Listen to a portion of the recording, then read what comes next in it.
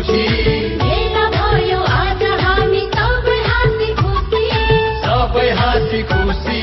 रक्तदान हो जीवनदान भन्ने कुरा बुझी भेला भयो आज हामी सबै हाँसी खुसी स्वस्थ व्यक्ति जो कोहीले रगत दिन सक्छ आफ्नो सानो सहयोग